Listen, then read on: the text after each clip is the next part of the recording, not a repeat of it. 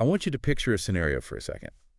You're walking onto a tarmac, and there's this incredibly sleek, futuristic jet just sitting there. Okay. The engines are humming. It's that low, powerful vibration you can feel right in your chest. And you know this machine can take you anywhere you want to go faster than you've ever traveled. Right. So you climb the stairs, you strap yourself into the pilot seat, you look at the dashboard, and your stomach just drops. Because you realize you have absolutely no idea what any of the buttons do. Exactly. You realize you don't know how to fly. And that specific feeling, that mix of, excitement about the power, but total confusion about the controls, that is where I feel like most of us are at right now with artificial intelligence. That is a very vivid and honestly a very accurate way to frame it. I mean, we are surrounded by this technology. It's in our browsers, our phones. Everywhere. But there is this massive gap between having access to the cockpit and actually being a pilot. And that is the gap we are trying to close today. We're not talking about the philosophy of AI or, the future of humanity. We're just looking at the dashboard. We're doing a deep dive into a specific training module from the Swiss AI initiative called the Empowered AI Operator. And specifically, we're breaking down their AI Basics module. What I really appreciate about this source is that it doesn't try to turn you into a computer scientist. Right, no code. No code. The stated mission is just to demystify the technology so that you can fly safely. Which is great because I think a lot of people feel like they need a degree in data science just to write a good email prompt. But this suggests, otherwise. So looking at our flight plan for this deep dive, the source breaks us down into 4 pillars. What's in our toolkit today? It follows a really logical path. First, feeling comfortable. This is all about stripping away the sci-fi stuff and understanding what the tool actually is. Okay. Second is understanding limits. Knowing what the plane can't do is actually more important than knowing what it can. That makes a lot of sense. If you don't know the stall speed, you're going to crash. You're going to crash. The third pillar is mastering prompting, so learning the language of the machine. And finally, staying safe, which covers the privacy protocols you absolutely need to follow. I want to start with that first pillar, the mental model, because I think half the battle with AI is just wrapping your head around what it's actually doing. I mean, we see movies about robots with feelings, we hear neural networks, and we just assume there is a little brain in the computer thinking thoughts. And that's the single biggest hurdle to using it effectively. If you think it's a brain, you will use it wrong.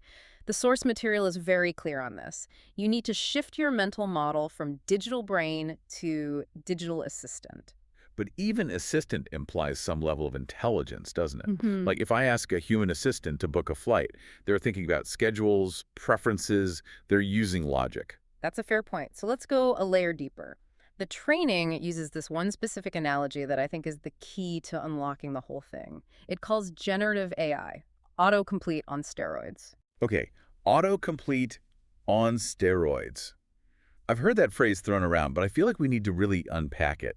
Because when I think of autocomplete, I think of my phone changing a word to something completely wrong. Yeah. It feels clunky. How does that relate to a system that can write a sonnet or code a website? It's all about scale and complexity, but the core mechanic is surprisingly similar.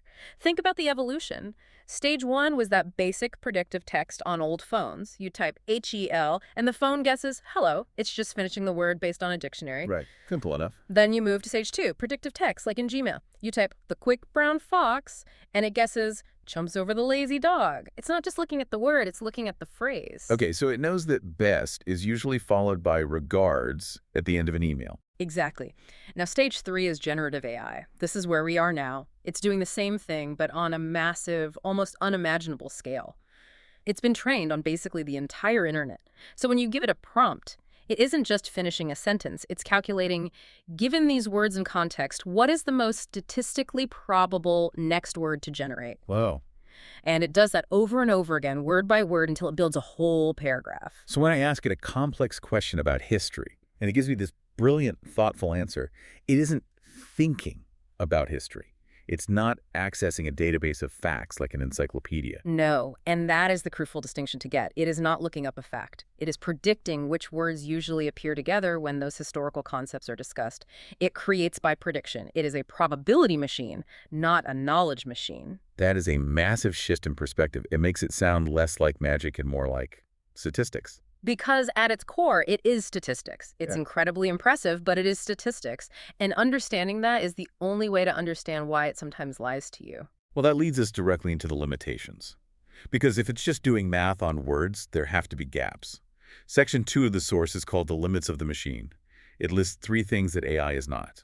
Right. And these fly in the face of how most people try to use it. Number one, it is not a human brain. We just touched on this, but bears repeating. It doesn't feel, it has no opinions, it has no intentions. Oh, it doesn't want to help me. It doesn't care if I get the job I'm writing the cover letter for. It doesn't want anything. It's just processing input and generating output.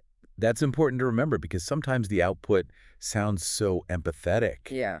You know, I'm sorry to hear that, or that sounds difficult. It feels like it cares. It's mimicking the pattern of empathy from its training data. It sees that, I'm sorry, usually follows a sad story. It's just math, not emotion. Okay. What's the second limitation? This is the dangerous one. Number two, it is not always correct. The source says it so clearly. It operates on probability, not truth. Probability, not truth. That feels like it should be tattooed on the forehead of anyone using these tools. It really should, because it's predicting the next word. It can confidently state a fact that is completely wrong just because those words often appear together. We call them hallucinations. So it's like that friend at a party who doesn't know the answer but speaks with total confidence just to keep the conversation going. That is the perfect description. It prioritizes flow over accuracy. It can give you outdated info. It can literally invent court cases. And it will do it with the same confident tone it uses when it's telling the truth. Which brings us to the third limitation. It is not a judge. It cannot replace your judgment. It creates options, but you have to make the call. There's a bold line at the bottom of that slide in the source material that I think sums this all up perfectly. The machine creates. You decide. That's the core dynamic. If you flip that, if you let the machine decide, you are crashing the plane. You have to stay in the pilot seat. So let's talk about what that looks like practically. This moves us to section 3, the workflow. The source has this diagram, how to work with AI. It looks like a loop. Can you walk us through that? It is a loop, and it's designed to show where the human fits in. It starts with input. That's your prompt. Then processing, the AI does its prediction thing. Then output, you get the text. And that's where most people stop. They hit copy paste. And send it to their boss. And that is the danger zone. The diagram has this big, bright orange box labeled human intervention. This phase is non-negotiable. It's broken into 2 steps, review and edit. Review and edit. It sounds simple, but I think people skip it because the AI is so fast, it feels like you're slowing down. You have to slow down. You have to check for accuracy. Remember, probability, not truth. And you have to refine the tone. Does this sound like me? Is it too robotic? I've definitely gotten emails where I thought, okay, a human did not write this. It uses words like delve and tapestry way too much. Oh, it loves the word delve. That is a telltale sign you skipped the edit step. So the golden rule here is AI is a helper, not a decision maker. Think of it like a junior intern, a very fast, very well-read intern, but one who sometimes just makes stuff up, is eager to please, and has zero context.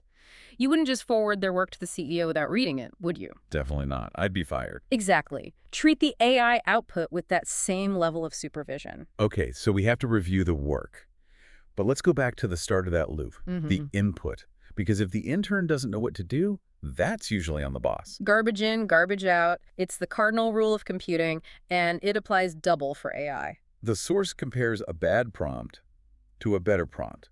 Let's walk through that difference, because I think we've all been guilty of the bad prompt. Oh, absolutely. The bad prompt example in the training is just write email. I've typed, write email to Bob about the meeting. It seems efficient. It seems efficient, but it forces the AI to guess. It's too vague. No context, no tone. The AI has to hallucinate everything. It might write a sonnet to Bob. Or formal legal notice. Right. You haven't given it any guardrails. So what does the better prompt look like? The example in the source is way more specific. Write a polite, professional email to a customer explaining that their order will be delayed by 2 days due to a shipping issue. Keep the tone friendly and reassuring. Okay, that's a world of difference. You're giving it the who, the what, the why, and the how. Exactly. And the source actually gives us a secret formula for this. It's an equation. Action plus topic plus tone plus details. Here it's success. I love a good formula. It makes it repeatable. Let's break that down with some of their examples. Sure. So the first one is, summarize this report in 5 bullet points for a manager. The action is summarize. Topic is this report, details. in 5 bullet points. And there's an implied tone, right, for a manager, which means brief and high level. That for a manager part is key. If I said for a 5-year-old, I get a totally different output. Completely different. Okay, another one. Rewrite this email to sound more professional. Action is rewrite. Topic, this email. Tone, more professional. Simple, but so effective. And the last one, create a to-do list based on this message. Action, create, topic, to-do list, details based on this message. See, you're not just asking, what do I do? You are giving it a specific job description. It's surprisingly empowering when you start thinking with that formula. You stop fighting the tool and you start directing it. It turns you from a passive user into an active operator. You're the director, the AI is the actor. So we have the skills. Price. Now let's talk application. Where does this technology actually shine? Because I'm guessing it isn't great for everything. If I ask it to predict the stock market or diagnose a weird rash. Terrible idea. A terrible idea. And knowing that difference is key. The source lists 3 sweet spots. First is writing, but specifically drafting. The old beat the blank page problem. Exactly. Drafting emails, summaries, instructions. Okay. If you were just staring at that blinking cursor, AI is the cure. You get it to write the first draft, and then you, the human, do the final polish. It's so much easier to edit than to create from scratch. Always the second area. Organization. Wait. We're talking to-do lists, meeting agendas, project plans. AI is incredible at this. You can just feed it a messy brain dump of notes and say, structure this. It will give you a clean, categorized list. I use it for that constantly. Here are my chaotic meeting notes. Please organize them. Yeah. Feels like magic. And the third area is brainstorming. Generating ideas, headlines, event plans. Because it's a prediction machine, it's great at saying, here are 10 possible ways to say that. And 9 might be bad, but 1 might be genius. Exactly. It just helps you explore the solution space faster. So, writing, organization, brainstorming. That's the green zone. Now, what's the danger zone? When do we need to take the wheel and turn the autopilot off? This goes right back to that probability not truth limitation. The source lists 4 unreliable areas: legal decisions, medical advice, final financial decisions, and highly technical tasks. Those are pretty major areas to be unreliable in. Why those, specifically? Because in those areas, truth is binary. A law either exists or it doesn't. A dosage is either safe or it isn't. But AI operates on probability. If you ask for a legal precedent and it can't find one, it might just assemble words that sound like a legal precedent. Imagine basing a lawsuit on a case the AI just invented because it sounded plausible. It has happened. Lawyers have been sanctioned for it. So the protocol is clear. Always review output and verify important facts. If the consequences of being wrong are high stakes, someone goes to jail, loses money, gets sick, do not rely on the AI alone. High stakes means human in charge. Precisely. Now there's another kind of danger. We've talked about bad output, but what about bad handling of input? I don't know about privacy. This is huge. For anyone working in a company, this is probably the most important part of our whole deep dive. We have to talk about data protection. The source splits this into stop and go. What are the things we should absolutely never type into an AI? The stop heat list includes the obvious stuff: passwords, social security numbers, credit cards, but also confidential company data, employee records, and any legal or medical records. Basically anything secret or sensitive. Yes. Here's the reality. When you type something into most public AI tools, you are sending that data to the company that owns the AI. It might be stored, it might be used for training. It is not a private vault. So if I paste my company's confidential strategy roadmap into a public chatbot to ask for a summary, You have just potentially exposed that entire strategy. that's a very sobering thought. So what's on the go list? What's safe? General emails, public information, draft content, non-confidential meeting notes, stuff that, if it leaked, wouldn't cause a crisis. The expert in the source material uses a visual rule for this that I think is brilliant, the bulletin board rule. Yes, I love this. It cuts right through all the complexity. The rule is, if you wouldn't post it on a physical company bulletin board for everyone to see, do not paste it into AI. That is so simple. Before I hit send, I just picture thumbtacking that info in the hallway next to the break room. And if that thought makes you sweat, you delete it. Do not send. It's a perfect heuristic. Bypasses all the technical jargon and goes straight to common sense. It really does. And frankly, if more people use that rule, we'd have a lot fewer data breaches. Okay, we are coming into the home stretch here. We have the theory, the safety protocols. Now let's go to the lab. The source gives us 3 practical missions to try immediately. I really want you to actually do these because hearing about it is one thing, but doing it is another. Absolutely. These are great because they are low risk but high reward. Mission 1 is the rewrite. How does that work? You take a rude or hasty email, maybe one you wrote when you were angry, you paste it in and you just say, rewrite this to sound polite and professional. It's like an anger translator. It saves relationships, it takes the emotion out and just leaves the message. It lets you vent but sends a professional communication. I can see the value in that. Yeah. Okay, mission 2. The summary. This is for when you're overwhelmed. Paste a long paragraph or a report and just ask, summarize this in 3 bullet points. That's a huge time saver. Instead of reading 2,000 words, you read 50 to see if it's even worth your time. And finally, mission 3. The plan. Paste a list of messy tasks or a confusing message and ask. Create a simple to-do list based on this message. It turns chaos into a checklist. I love it. Rewrite, summarize, plan.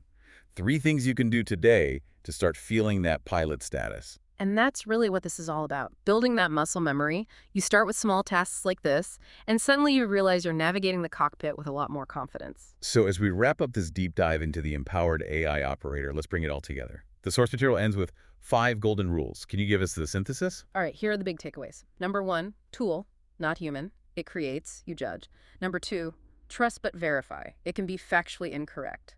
Number 3, clarity is king. Remember that formula. Specific prompts give you specific results. Number 4, safety first. The bulletin board rule, never share sensitive data. And number 5, the human loop. Always, always review and edit before you send. It creates, you judge. That really is the heart of it all. The final slide of the module has this great, empowering message. You now have the controls. Go forth and prompt responsibly. It's a call to action. And if we connect this to the bigger picture, just think about what this shift means. We're moving from being users of technology to being pilots. Right. And that raises a really important question for you, the listener. If the machine creates and you decide, then the quality of the output is no longer just about the tech. It is about the quality of your judgment. The AI can write the email, but it can't know if it's the right email to send. That's a heavy thought to leave on. It puts all the responsibility squarely back on our shoulders. It does. The question is, are you ready to stop being just a writer and start being the editor-in-chief of your own workflow? That is the challenge. Well, you've got the toolkit now. Time to fly. Thanks for joining us on the deep dive. Safe flying, everyone.